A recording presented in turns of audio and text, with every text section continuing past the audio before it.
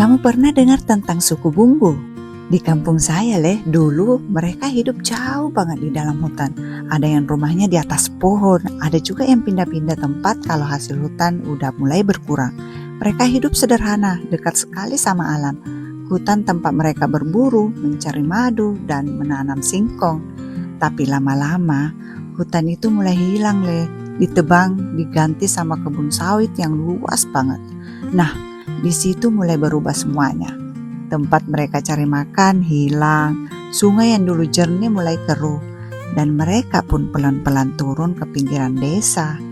Ada yang mulai tinggal di rumah biasa, tapi tidak semua bisa langsung menyelesaikan diri.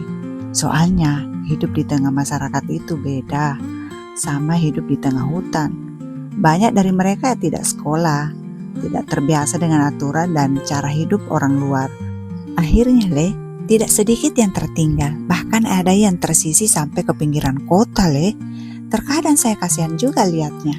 Orang-orang yang dulu punya tanah luas dan hidup dari alam, sekarang harus jadi buruh di tanah yang dulu sempat mereka tinggali. Tapi di sisi lain, saya juga kagum banyak anak muda dari suku Bunggu yang mulai belajar, mulai sekolah, mulai ikut kegiatan di desa. Mereka berusaha bangkit walau jalannya tidak mudah.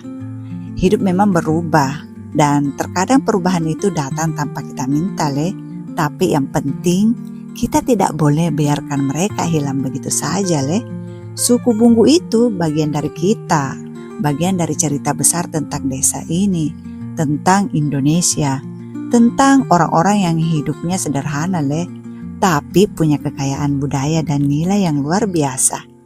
Jadi setiap kali saya lewat kebun yang dulunya hutan, saya selalu ingat di sana dulu ada kehidupan Ada tawa, ada cerita, dan ada orang-orang yang harus kita jaga agar tidak hilang dari sejarah. Nah, sekarang beberapa dari mereka sudah mulai terbuka. Ada yang belajar bertani, ada yang mulai jual hasil hutan seperti madu dan rotan Ada juga yang ikut pelatihan supaya bisa mandiri Mungkin langkahnya kecil, tapi di balik itu ada semangat besar buat bertahan Dari mereka kita bisa belajar satu hal penting, bahwa hidup sederhana itu bukan berarti kalah, tapi cara lain untuk tetap bertahan di dunia yang terus berubah.